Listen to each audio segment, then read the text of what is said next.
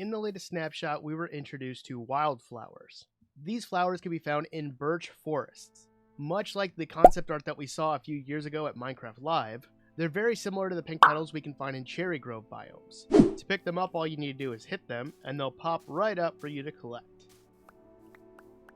And then when you place them down, they'll start with 3 little petals there, adding a bigger one there, 3 more there, and a white one right there.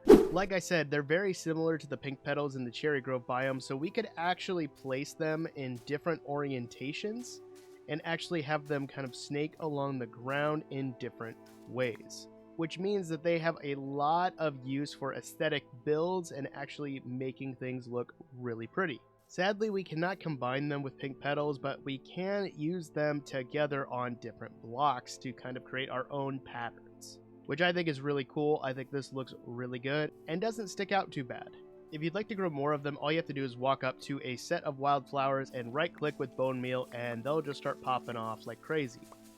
So let me show you a quick automatic farm that we can get infinite amounts of this. To make it, all you're going to need are these materials: 2 chests, a hopper, a set of building blocks. I'm going to use smooth stone, mud, a dispenser, target block, 2 pieces of redstone, a lever, a bunch of bone meal, a sticky piston, and 2 observers.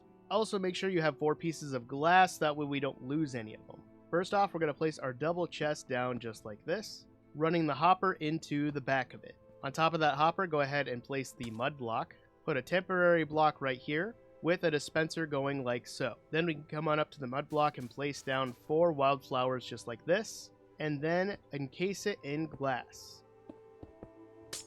Then off the back of the dispenser, go ahead and place 2 temporary blocks, breaking this one, and running an observer into this block here, taking that out as well. You know you did it right when the arrow is pointing towards the dispenser. Next, go to the front of the observer and place down a temporary block. Then put the second observer on the block like so, so that way when this moves up, the faces will touch.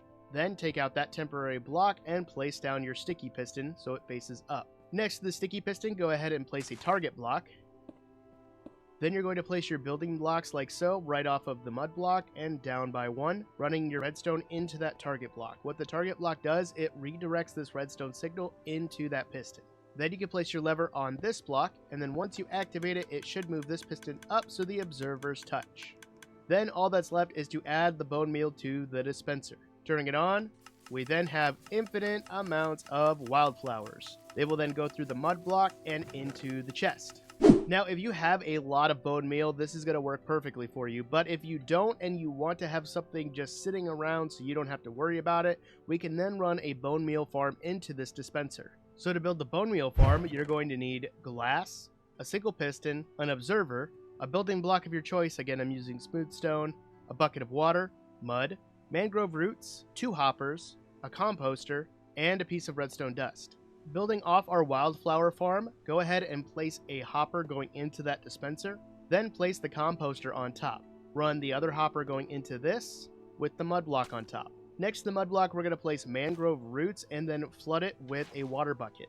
This just makes it easier so water doesn't get anywhere, and if you accidentally break something, water doesn't get loose. Then take your building block of choice and place it on top of the mangrove roots. Place a piston going this way with a building block behind it. Then take your observer and place it like so the face points towards the mud block. Add your piece of redstone dust right here so it activates the piston. Then take a piece of sugarcane and add it to the mud.